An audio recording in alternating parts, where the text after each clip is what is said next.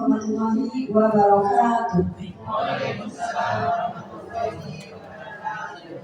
Asyhadu an la ilaha illallah wa asyhadu anna Muhammadar Rasulullah. Allahumma sholli ala sayyidina Muhammad wa ala ali sayyidina Muhammad. Yang terhormat Ibu Kepala Sekolah SMP Negeri 2 Turi atau yang mewakili. Yang saya hormati Bapak Ibu Wakil Kepala Sekolah. Yang saya hormati Bapak Ibu Dewan Guru dan staf tata usaha serta peserta pelatihan yang berbahagia. Bersyukur kita kepada Allah Subhanahu wa Ta'ala dengan mengucapkan alhamdulillahirobbilalamin karena telah memberikan nikmat sehat sehingga kita masih dapat berkumpul di tempat ini dalam rangka pelatihan yang diselenggarakan komunitas pelajar prakarya. Salawat kita kepada Nabi Muhammad SAW dengan ucapan Allahumma sholli ala sayyidina Muhammad wa ala ali sayyidina Muhammad. Semoga dengan banyak baca salawat kelak kita diakui sebagai umat beliau sehingga kita mendapatkan syafaatnya. Izinkan saya sebagai pembawa acara pada kali ini membacakan susunan acara pelatihan komunitas belajar prakarya disiplin positif SMP Negeri 2 Turi Sabtu 25 Mei 2024. Acara 1. Pembuka. 2. Sambutan yang mewakili kepala sekolah yang diwakili Ibu Parmi Sarjana Pendidikan. 3. Materi pertama oleh Rini Astuti Sarjana Pendidikan. 4. Materi kedua oleh Titin Emiani Sarjana Pendidikan dan 5. Penutup 6. Foto bersama. Untuk pembukaan, marilah kita bersama-sama membaca basmalah.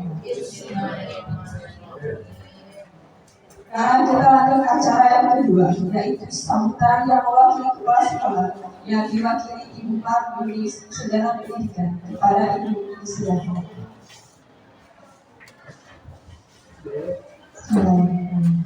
Assalamualaikum warahmatullahi wabarakatuh. Ibu,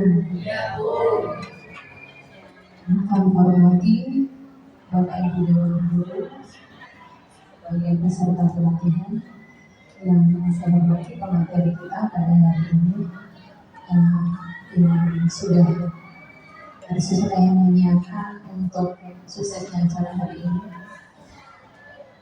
Yang saya sayangi anak-anakku yang ikut pada hari ini.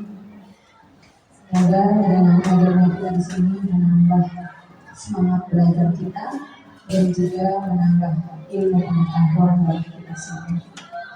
Puji syukur marilah kita panjatkan kepada Allah Subhanahu wa Ta'ala atas segala limpahan nikmatnya yang tidak bisa kita hitung. Begitu banyak nikmat Allah, oleh karena itu senantiasa kita selalu bersyukur kepadanya. Alhamdulillah, alhamdulillah.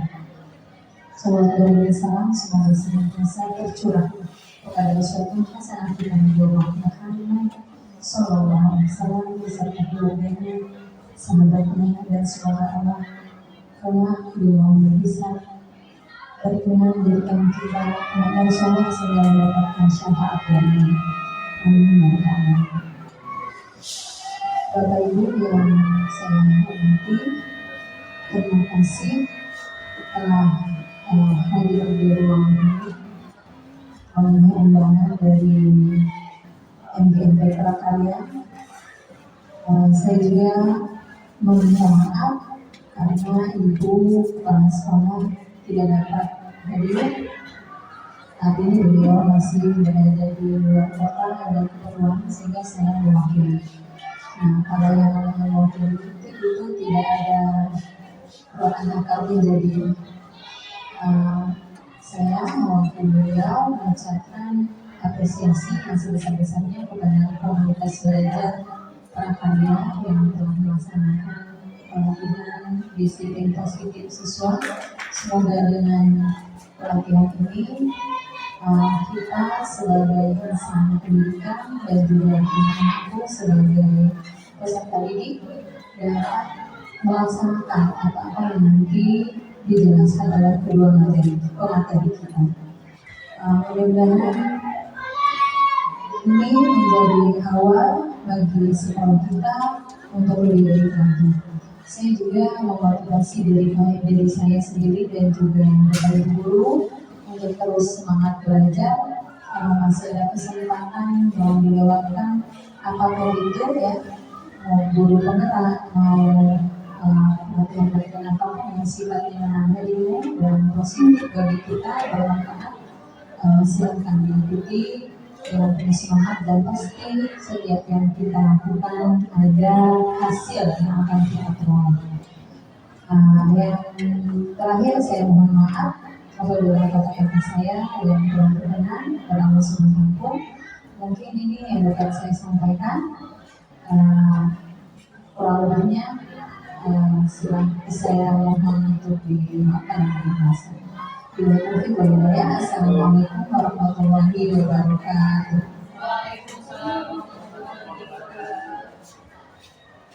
Terima kasih kepada Ibu Kami yang telah menyampaikan sambutan. Assalamualaikum warahmatullahi wabarakatuh.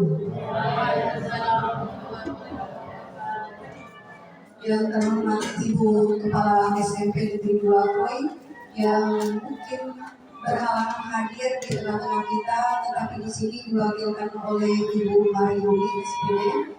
Yang saya hormati Ketua FDP Prakarya Kabupaten Pesisir Barat, dan yang saya hormati Bapak Ibu Dewan Guru SMP Negeri 2 Koi serta staf tata usaha dan anak-anakku yang ibu sayangi. Pertama-tama marilah kita panjatkan puji syukur atas kehadiran Allah Subhanahu wa Ta'ala. Pada pagi hari ini kita masih bisa berkumpul dalam keadaan sehat walafiat. Kedua kalinya sholawat serta salam senantiasa kita curahkan kepada junjungan kita Nabi Muhammad SAW yang selalu kita nantikan syafaatnya di yaumil akhir. Amin ya rabbal alamin.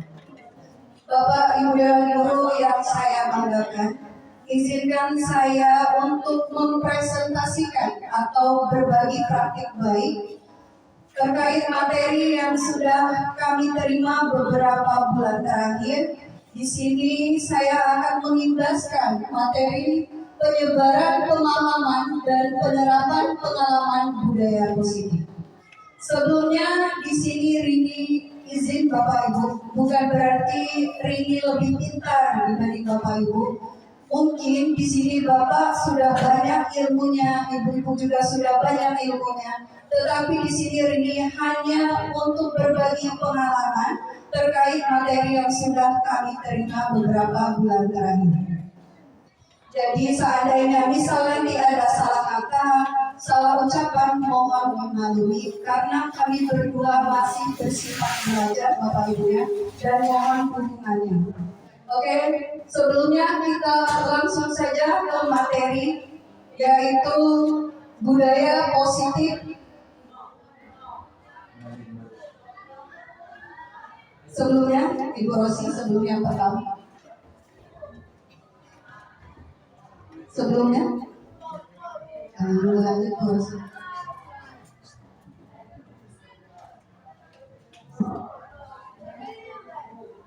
Oke. Penyebaran pemahaman dan penerapan pengalaman budaya positif. Nah, sebelum kita membahas materi tentang budaya positif, Bapak Ibu, Rini mau bertanya, apa sih yang dimaksud dengan budaya positif? Mungkin di sini budaya positif sudah kita terapkan di SMP Negeri 2. Nah, coba Bapak Ibu, siapa yang mau menjelaskan atau memberi contoh terkait budaya positif yang ada di SMP Negeri 2? Ada? Ayo Bapak Ibu. Ya, salaman, benar, Bu Nurul. Terima kasih, tepuk tangan buat Bu Nurul. Ada lagi Bapak Ibu?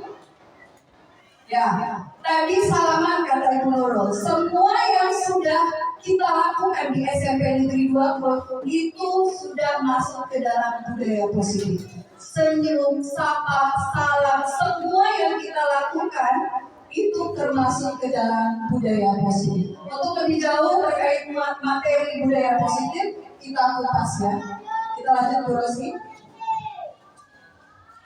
Konsep inti budaya positif. Di sini ada 8 yang terkait di dalam budaya positif itu sendiri. Yang pertama, perubahan paradigma belajar. Yang kedua, disiplin positif. Yang ketiga, nilai-nilai kebajikan. Yang keempat, kebutuhan dasar manusia. Yang kelima, motivasi perilaku manusia. Yang keenam, posisi kontrol guru. Yang ketujuh, keyakinan kelas. Dan yang terakhir, segitiga restitusi. Nah, Bapak Ibu sekalian, mungkin ini ada 8 materi tentang budaya positif itu sendiri, tetapi tidak semua materi yang nanti ini dijelaskan ya Bapak Ibu ya, mengingat waktu kita dan juga anak-anak mau belajar. Kita lanjut Bu Rosi. Pembelajaran dengan paradigma baru. Di sini pembelajaran dengan paradigma baru merupakan pembelajaran yang dirancang berdasarkan prinsip pembelajaran berdiferensiasi. Sehingga para peserta didik belajar sesuai kebutuhannya berdasarkan teori psikologi modern untuk mewujudkan profil pelajaran Pancasila. Baik Bapak Ibu, pembelajaran di sini terbagi menjadi 2. Yang pertama, pembelajaran berpusat pada guru, berpusat pada kita guru. Yang kedua, pembelajaran berpusat pada siswa.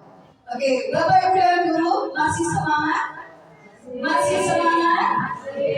Kalau ini ngomong SMP Negeri 2, jawabannya jaya, jaya, jaya. Oke, bisa? SMP Negeri 2, jaya, jaya, jaya. Oke, terima kasih, beri aplaus buat kita semua. Oke, kita lanjut dulu ya.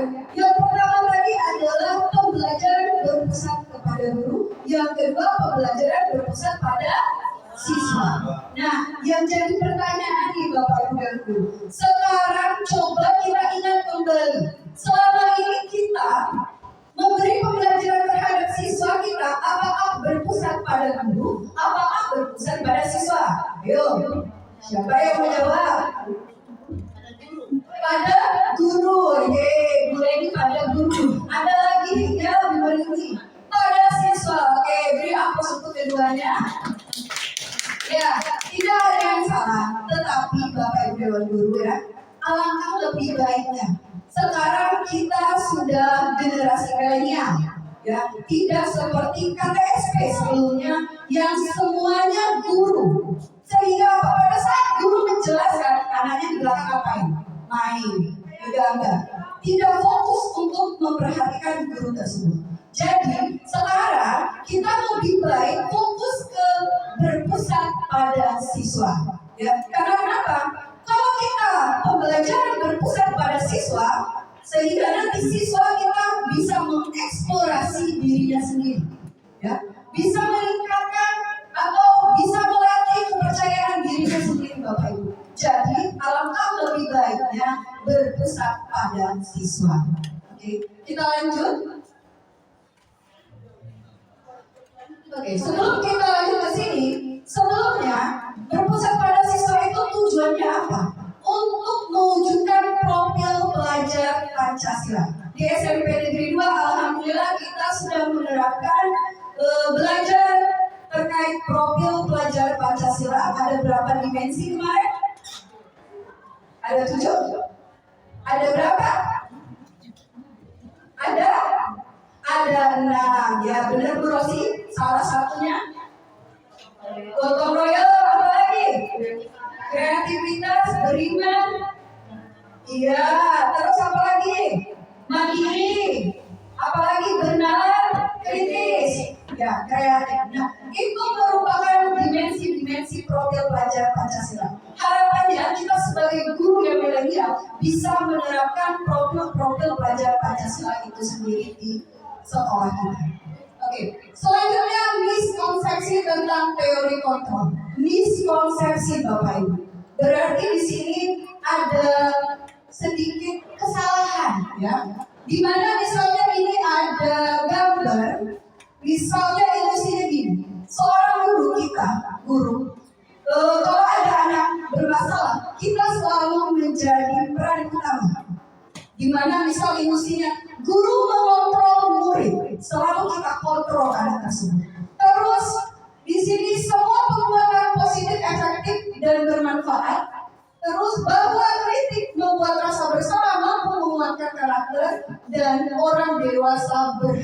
Muhammad SAW. Apakah semua ini benar ilusinya Bapak Ibu? Benar? Ya, menurut Ibu Marini ini benar. Memang tidak ada yang salah di sini Bapak Ibu. Tetapi mungkin cara kita yang perlu kita perbaiki ya Bapak Ibu.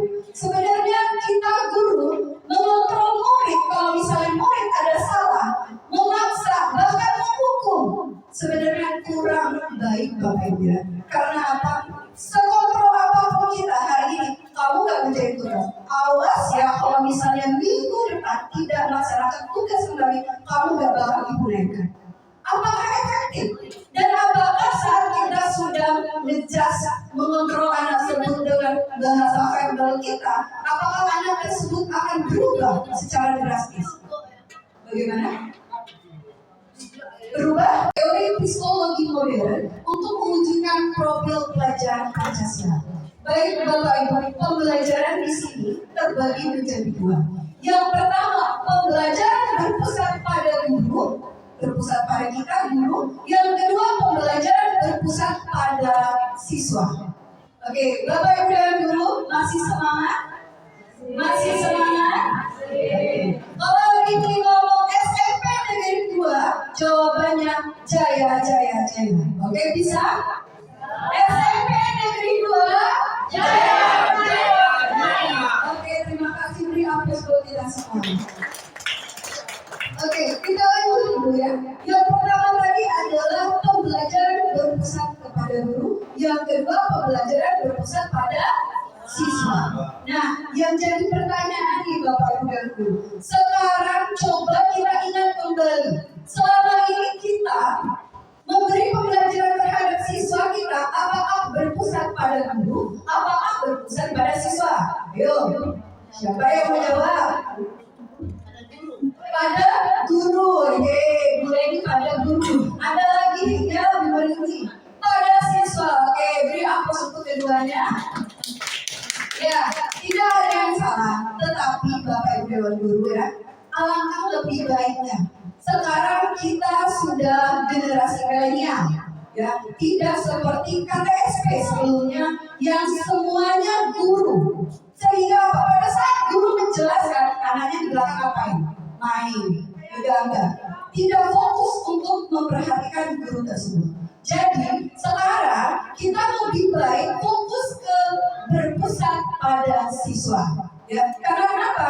Kalau kita pembelajaran berpusat pada siswa, sehingga nanti siswa kita bisa mengeksplorasi dirinya sendiri, ya, bisa meningkatkan atau bisa melatih kepercayaan dirinya sendiri, Bapak Ibu. Jadi alangkah lebih baiknya berpusat pada siswa. Oke, kita lanjut. Oke, sebelum kita lanjut ke sini, sebelumnya berpusat pada siswa itu tujuannya apa? Untuk mewujudkan profil pelajar Pancasila. Di SMP Negeri 2, alhamdulillah kita sudah menerapkan belajar terkait profil pelajar Pancasila. Ada berapa dimensi kemarin? Ada 7? Ada berapa? Ada 6. Ya benar Bu Rosi, salah satunya gotong royong, apa lagi? Kreativitas, beriman. Iya, terus apa lagi? Mandiri. Apalagi bernalar, kritis. Ya, kreatif. Nah, itu merupakan dimensi-dimensi profil pelajar Pancasila. Harapannya kita sebagai guru yang milenial bisa menerapkan profil pelajar Pancasila itu sendiri di sekolah kita. Oke, selanjutnya miskonsepsi tentang teori kontrol. Miskonsepsi Bapak Ibu. Berarti di sini ada sedikit kesalahan, ya. Di mana misalnya ini ada gambar, misalnya ilusinya gini. Seorang guru, kalau ada anak bermasalah, kita selalu menjadi peran utama. Di mana misal ilusinya guru mengontrol murid, selalu kita kontrol anak tersebut. Terus di sini semua penguatan positif, efektif dan bermanfaat. Terus bahwa kritik membuat rasa bersalah, mampu menguatkan karakter dan orang dewasa berhak memaksa. Apakah semua ini benar ilusinya Bapak Ibu? Benar? Ya, menurut Ibu Marini ini benar.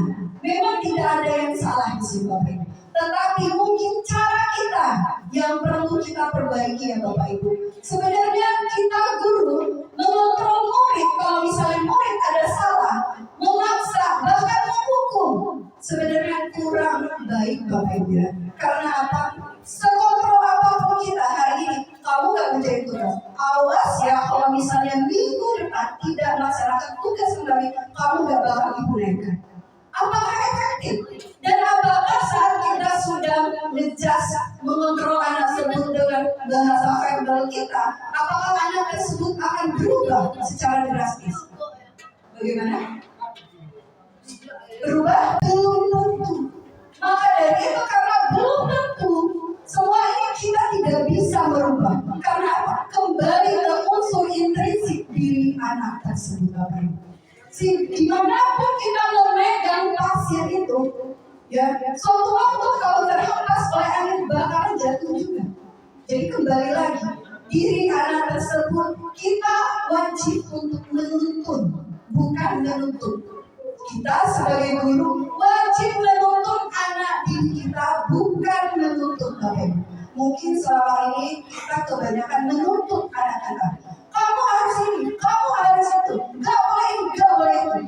Pakai bahasa kita ubah dari menuntut menjadi menuntun Bapak.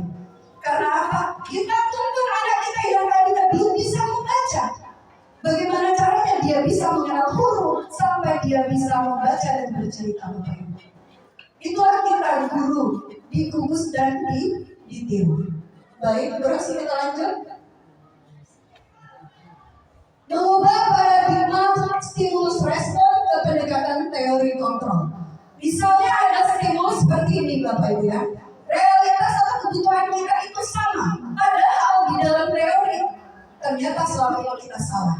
Ya kalau di dalam teori kontrol realitas kebutuhan kita pribadi itu berbeda satu sama lain Bapak Ibu. Yang kedua, semua orang melihat hal yang sama, tetapi kenyataannya semua orang melihat hal yang berbeda.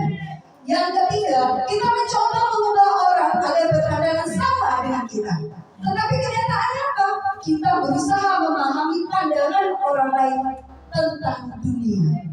Selanjutnya, perilaku buruk dilihat sebagai suatu kesalahan, tetapi di teori kontrol, semua perilaku memiliki tujuan. Baik selama ini keliru ataupun benar, semua punya tujuan.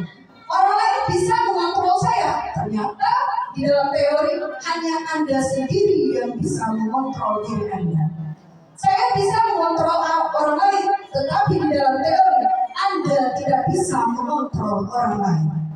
Jadi intinya di sini Bapak Ibu ya, kita mengubah paradigma stimulus respon kita bahwa orang lain tidak bisa kita pegang, ya, melainkan kita bisa menuntunnya untuk menjadi lebih baik. Bukan mau kita, tetapi bagaimana kemauan kita bisa diwujudkan peserta didik kita dengan cara kita tuntun pelan-pelan Bapak Ibu ya.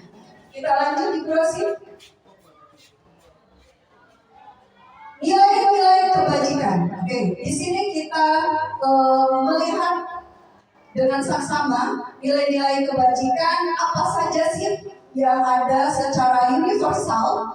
Yang pertama ada nilai menurut profil pelajar Pancasila, nilai PYP dan nilai life skill kalau salah di sini ya.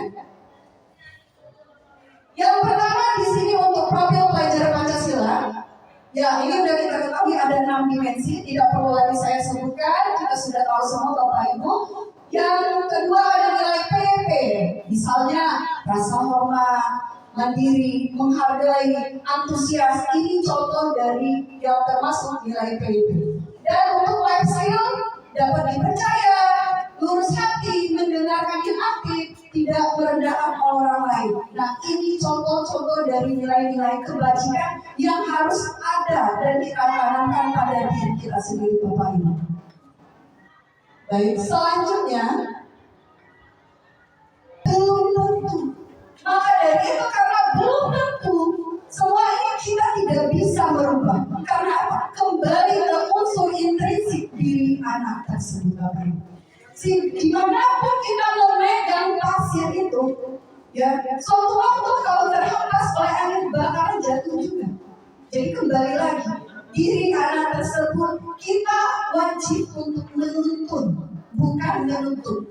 Kita sebagai guru wajib menuntut anak didik kita, bukan menuntut, Bapak Ibu. Mungkin selama ini kita kebanyakan menuntut anak kita.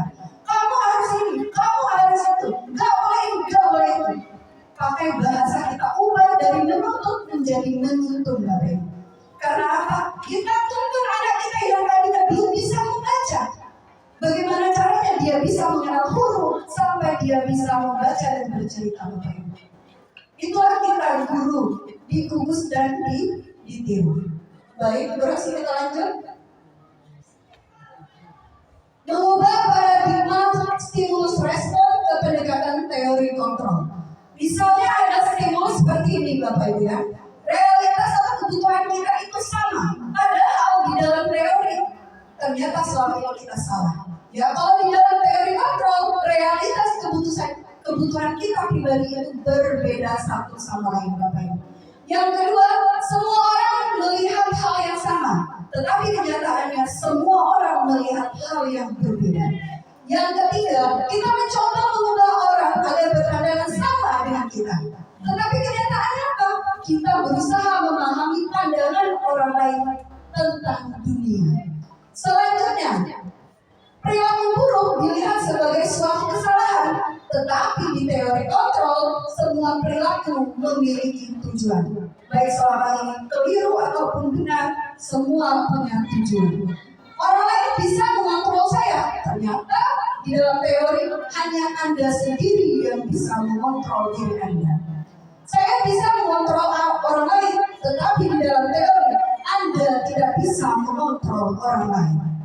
Jadi intinya di sini, Bapak Ibu, ya, kita mengubah paradigma stimulus respon kita bahwa orang lain tidak bisa kita pegang, ya, melainkan kita bisa menuntunnya untuk menjadi lebih baik. Bukan mau kita, tetapi bagaimana kemauan kita bisa diwujudkan peserta didik kita dengan cara kita tuntun pelan-pelan, Bapak Ibu, ya.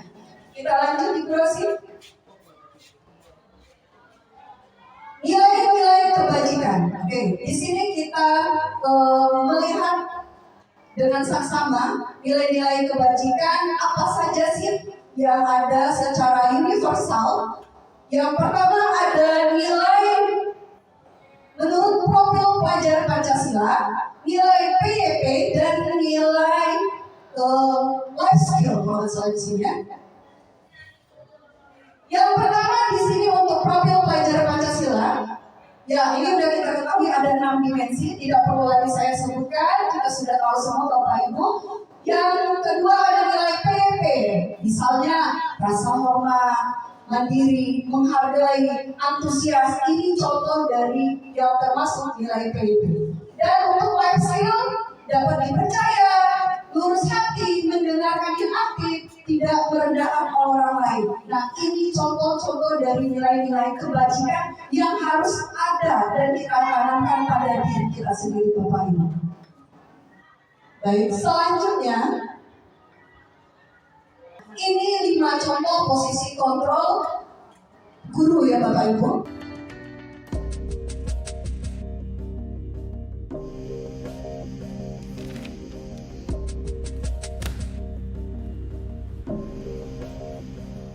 Naren,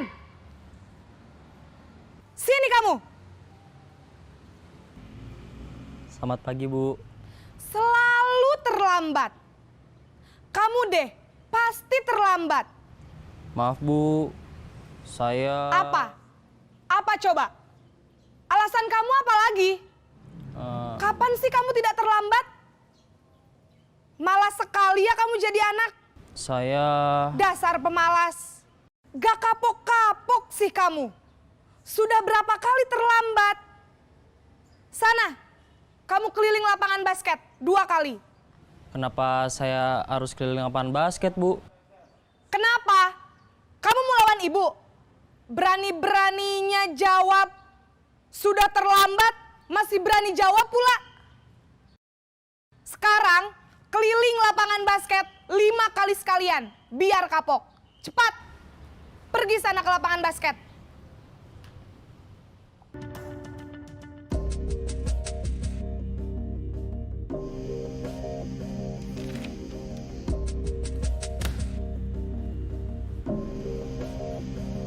Naren!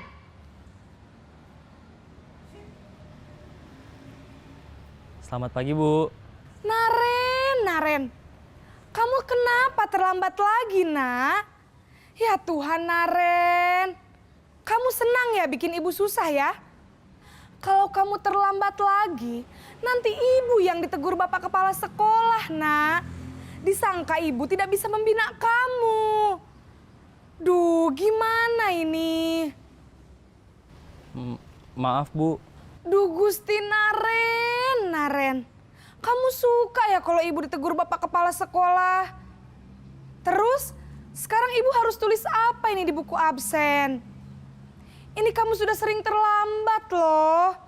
Ibu harus apa coba? Maaf, Bu. Maaf sekali. Ya sudah, lain kali jangan bikin ibu susah lagi ya, Nak ya. Ibu tidak akan kuat lagi kalau kamu begini terus. Bisa jantungan kalau ibu ditegur bapak kepala sekolah. Sana cepat ke kelas. Maaf ya, Bu. Maaf sekali.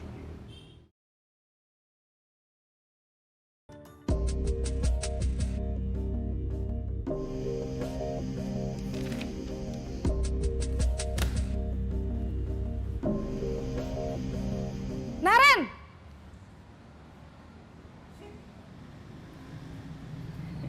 Selamat pagi, Bu. Wah, sudah jam berapa ini, Nak? Terlambat lagi ya, sayang. Iya, Bu. Habis ibu saya lupa bangunkan saya, Bu. Kamu malah menyalahkan ibu kamu. Kamu bukannya anak yang larinya paling kenceng. Kok terlambat sih? Iya, Bu. Saya memang terlambat bangun tadi. Jadi, biarpun saya lari kencang, tetap gak kekejar, Bu. Ya sudah sana, nanti lain kali larinya lebih kenceng lagi ya.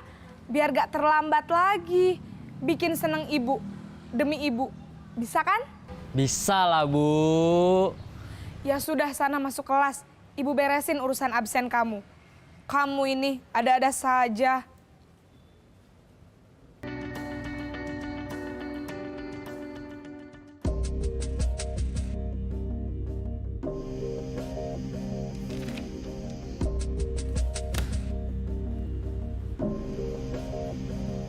Naren!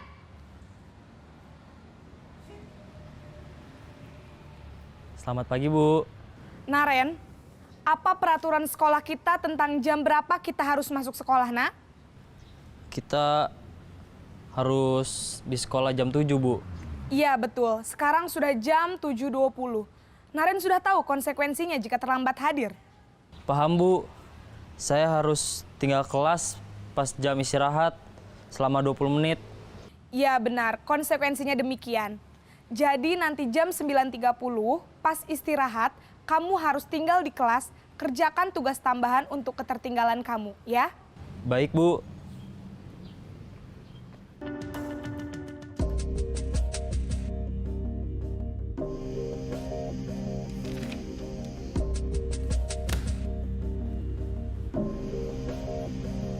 Naren!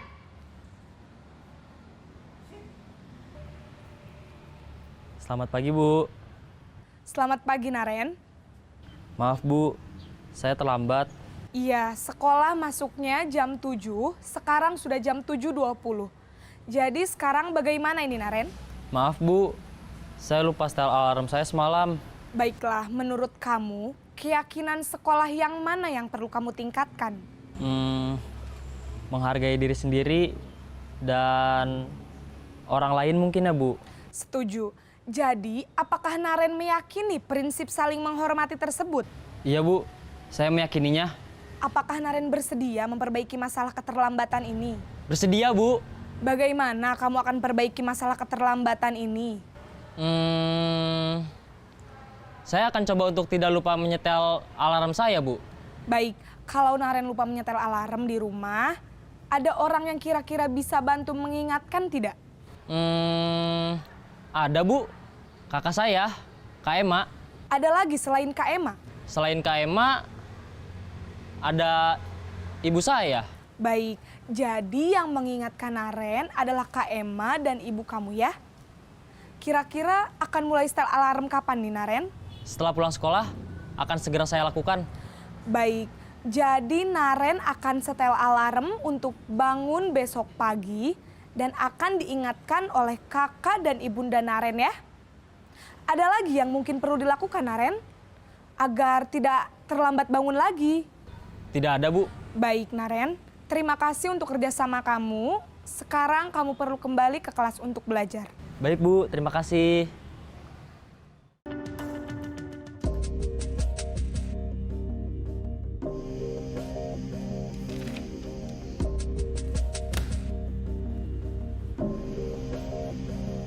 Naren!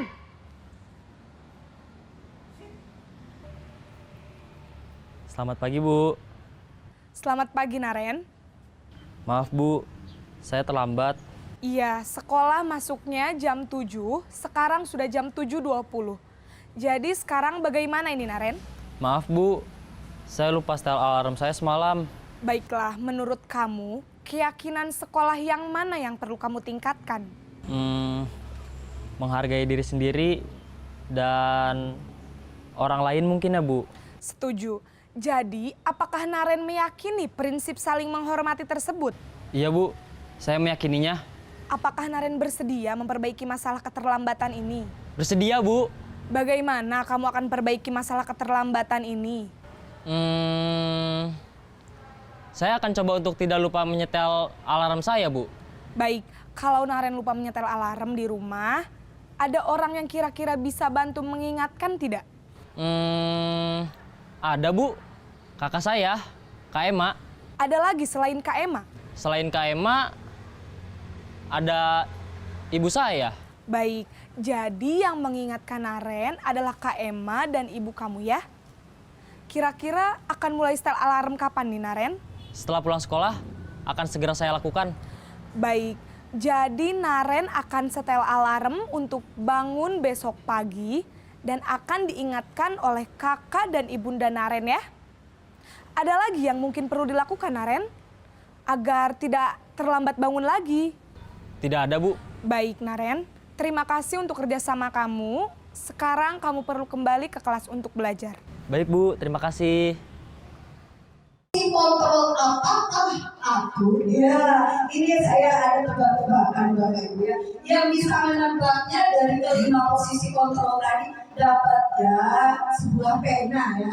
Saya kecewa sekali dengan kamu. Ada yang mau menjawab Bapak Ibu dan Ibu termasuk posisi kontrol apa aku? Merasa kecewa. Hah? Merasa bersalah. Merasa bersalah. Coba kita lihat Brosi. Benar tidak Brosi? Merasa bersalah. Ya, tepuk tangan buat Ibu Nurul. Terima kasih. Oke, selanjutnya Brosi. Pemerhatian Posisi kontrol apa aku? Kamu tidak pernah benar melakukannya. Kamu tidak pernah benar melakukannya. Ayo, siapa dari bapak-bapak yang membuat rasa bersalah? Ya, coba kita lihat benar nggak Bu Rosi? Ada yang Bapak Ibu, maaf Ibu Ibu bisa mendapatkan hadiah cantik, tapi tidak apa-apa kita namanya belajar ya. Dari sini kita tahu. Kita lanjut Bu Rosi. Posisi kontrol apakah aku? Apa rencanamu untuk menyelesaikan masalah ini? Manajer, kita lihat.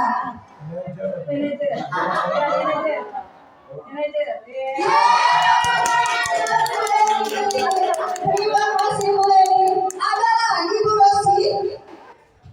Posisi kontrol apakah aku? Ayolah demi Bapak Ibu ya. Ayo terjun tangan ya. Bunuh apa?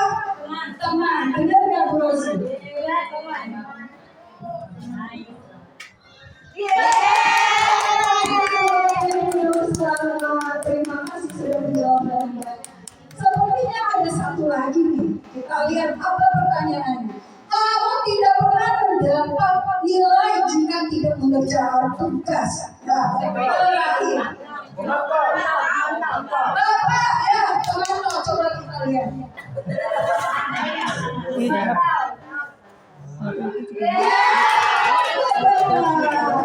Terima kasih Bapak sudah menjawab dengan baik. Kita lanjut. Masih semangat Bapak Ibu dan Guru? SMP Negeri 2? Oke, kita lanjut. Nah, ini dia segitiga restitusi. Kita harus cerna dengan baik-baik Bapak Ibu dan Guru untuk memperbaiki kinerja kita sebagai guru. Jangan sampai ada kata-kata yang negatif, misalnya baik perkataan maupun perbuatan yang menyakiti hati peserta didik kita ya. Kita lihat di sini, suatu proses dialog yang dijalankan oleh guru agar dapat menghasilkan murid yang mandiri dan bertanggung jawab. Yang pertama, menstabilkan identitas. Nah, bagaimana caranya nanti atau bagaimana pernyataannya nanti kita lihat. Yang kedua, menanyakan keyakinan. Oke, sebelumnya validasi tindakan yang salah dulu, baru menanyakan keyakinan. Ada 3 restitusi. Kita lanjut.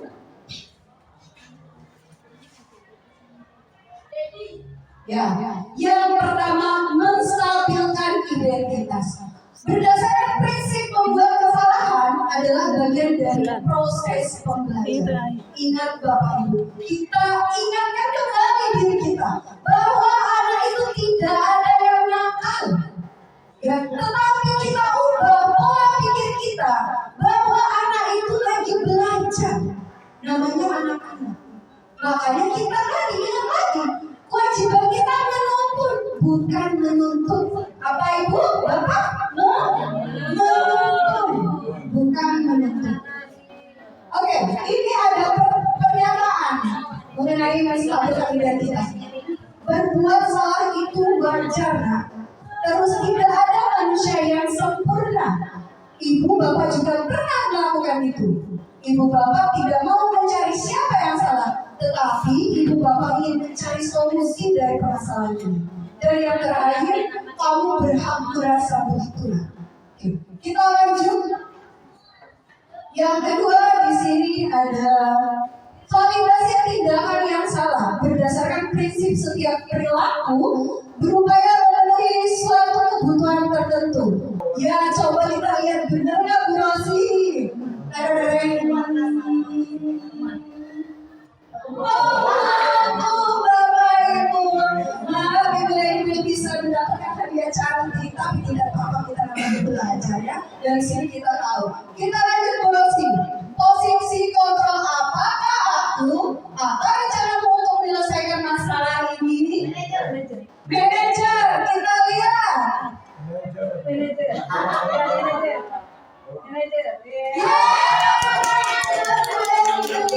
Terima kasih Bu Leni. Ada lagi Bu Rosi? Posisi kontrol apakah aku? Ayolah lakukan demi Bapak Ibu ya. Ayo terjun tangan ya Bu. Bunuh apa? Teman, benar nggak Bu Rosi?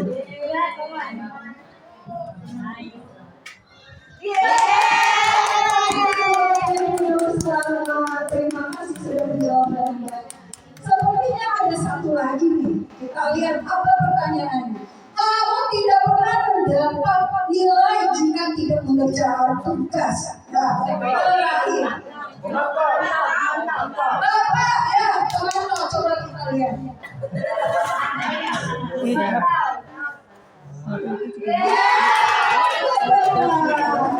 Terima kasih Bapak sudah menjawab dengan baik. Kita lanjut. Masih semangat Bapak Ibu dan Guru? SMP Negeri 2? Oke, kita lanjut. Nah, ini dia segitiga restitusi. Kita harus cerna dengan baik-baik Bapak Ibu dan Guru untuk memperbaiki kinerja kita sebagai guru. Jangan sampai ada kata-kata yang negatif, misalnya baik perkataan maupun perbuatan yang menyakiti hati peserta didik kita ya. Kita lihat di sini, suatu proses dialog yang dijalankan oleh guru agar dapat menghasilkan murid yang mandiri dan bertanggung jawab. Yang pertama, menstabilkan identitas. Nah, bagaimana caranya nanti atau bagaimana pernyataannya nanti kita lihat. Yang kedua, menanyakan keyakinan. Oke, sebelumnya validasi tindakan yang salah dulu, baru menanyakan keyakinan. Ada 3 restitusi. Kita lanjut. Ya, yang pertama menstabilkan identitas. Berdasarkan prinsip membuat kesalahan adalah bagian dari proses pembelajaran. Ingat Bapak Ibu, kita ingatkan kembali diri kita bahwa anak itu tidak ada yang nakal. Ya, tetapi kita ubah pola pikir kita bahwa anak itu lagi belajar. Namanya anak-anak. Makanya kita tadi ingat lagi, kewajiban kita menuntut, bukan menuntut. Apa Ibu? Bapak? Menuntut, bukan menuntut. Oke, ini ada pernyataan mengenai menstabilkan identitas. Berbuat salah itu wajar, nak. Terus tidak ada manusia yang sempurna. Ibu bapak juga pernah melakukan itu. Ibu bapak tidak mau mencari siapa yang salah, tetapi ibu bapak ingin mencari solusi dari permasalahan ini. Dan yang terakhir, kamu berhak merasa begitulah. Oke, kita lanjut. Yang kedua di sini ada validasi tindakan yang salah. Berdasarkan prinsip setiap perilaku berupaya memenuhi suatu kebutuhan tertentu. Ya, coba kita lihat benar nggak Bu Rosi? Ada yang Bapak Ibu, maaf Ibu bisa mendapatkan hadiah cantik, tapi tidak apa-apa, kita namanya belajar ya. Dari sini kita tahu. Kita lanjut Bu Rosi. Posisi kontrol apakah aku? Apa rencanamu untuk menyelesaikan masalah ini? Manajer, kita lihat.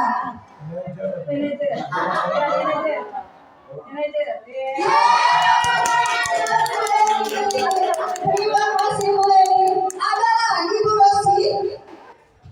Posisi kontrol apakah aku? Ayolah lakukan demi Bapak Ibu ya. Ayo terjun tangan ya Bu. Bunuh apa? Teman, benar nggak Bu Rosi?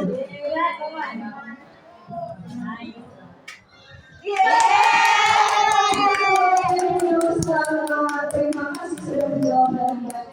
Sepertinya ada satu lagi nih. Kita lihat apa pertanyaannya. Kamu tidak pernah mendapat nilai jika tidak mengerjakan tugas. Nah, terakhir. Bapak, ya, teman-teman, coba kita lihat.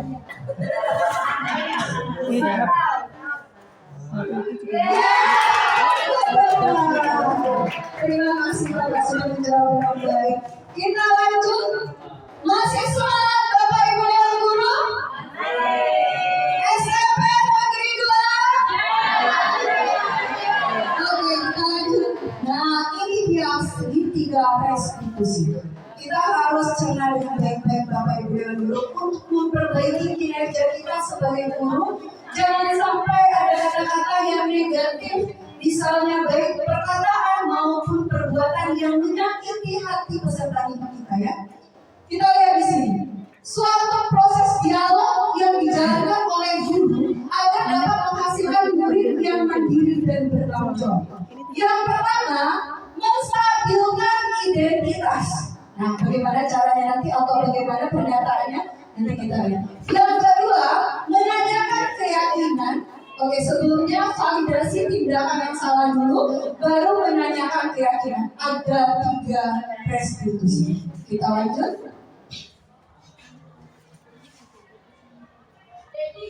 Ya, yang pertama menstabilkan identitas.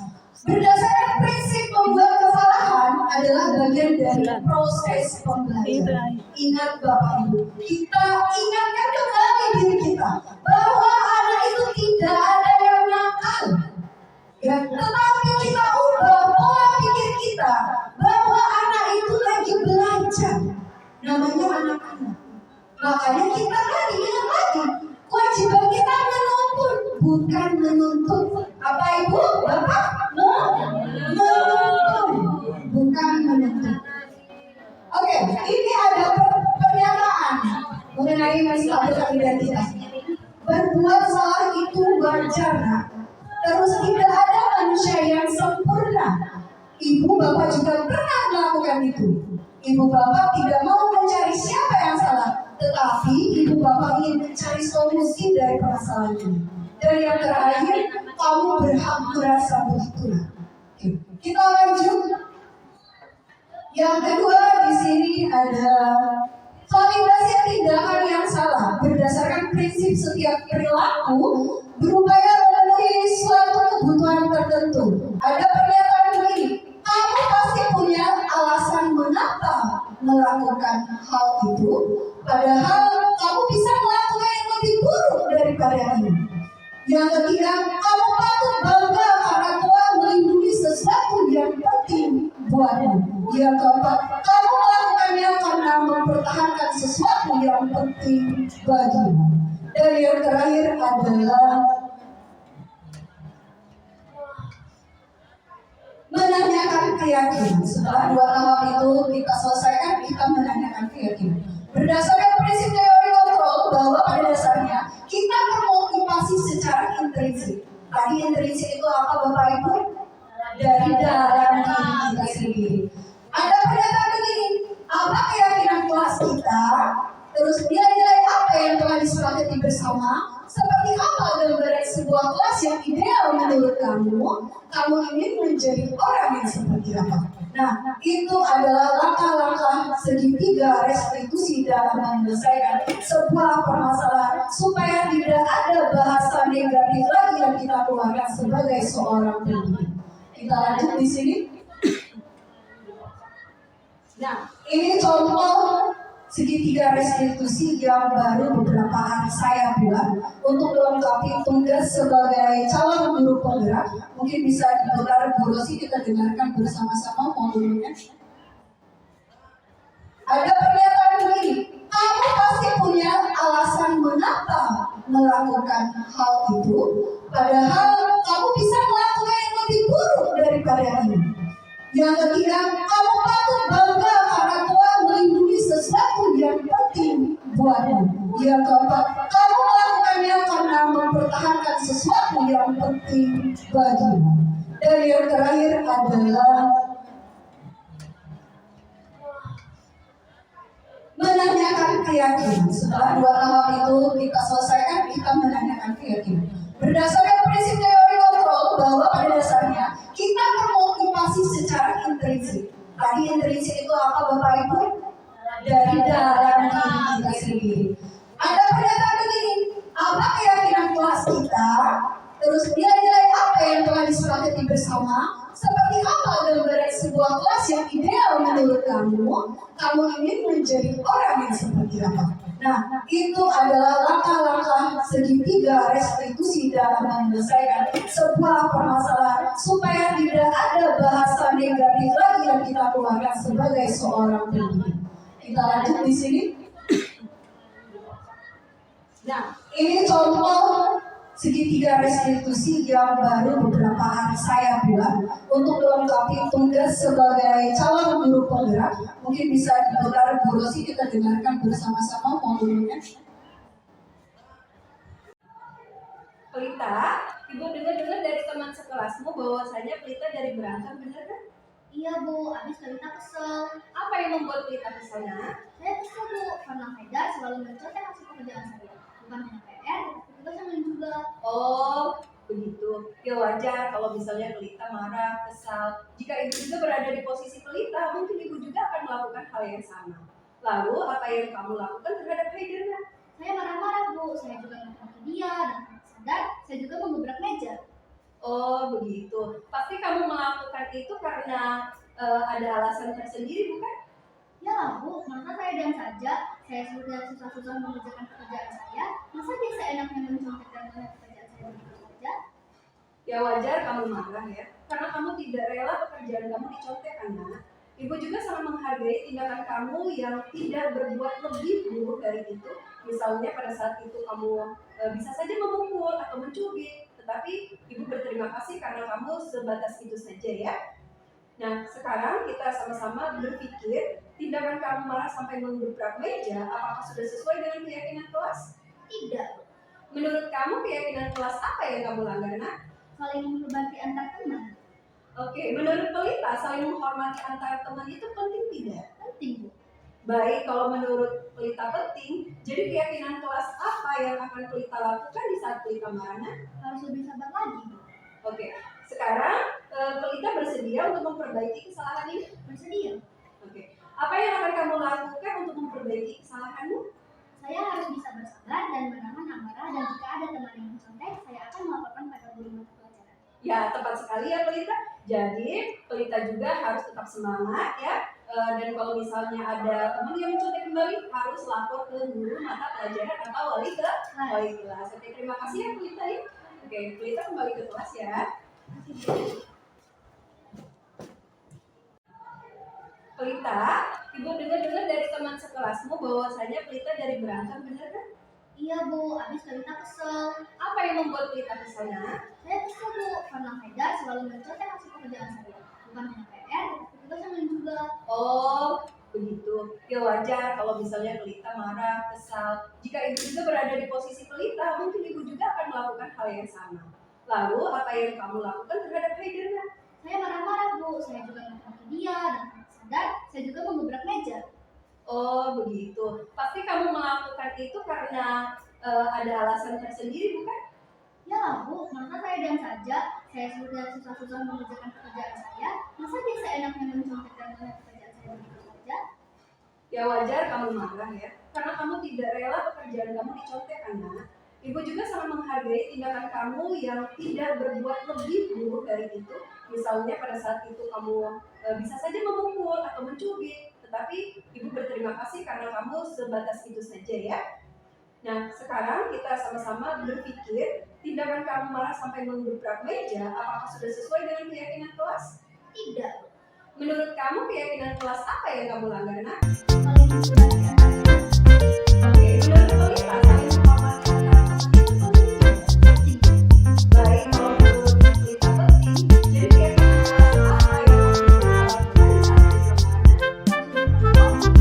Oke, sekarang Pelita bersedia untuk memperbaiki kesalahan ini. Apa yang akan kamu lakukan untuk memperbaiki kesalahanmu? Saya harus bisa bersabar dan menahan amarah, dan jika ada teman yang mencontek, Ya, tepat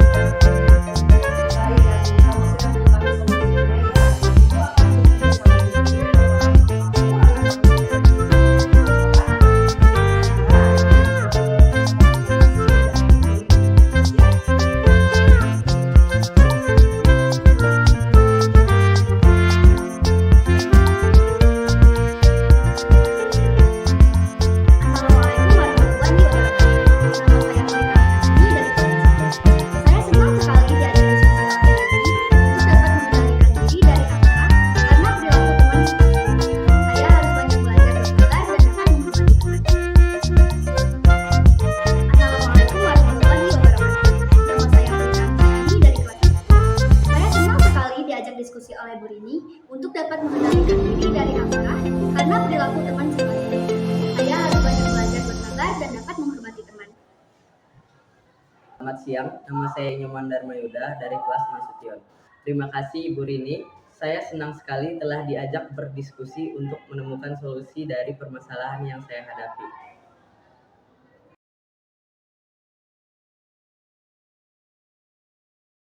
Demikian Bapak Ibu Guru SMP Negeri 2 yang hebat. Ini merupakan materi yang saya dapatkan beberapa bulan terakhir. Apabila misalnya ada salah kata, saya mohon maaf kepada Allah, saya mohon ampun. Saya akhiri wabillahi taufiq wal hidayah. Wassalamualaikum warahmatullahi wabarakatuh.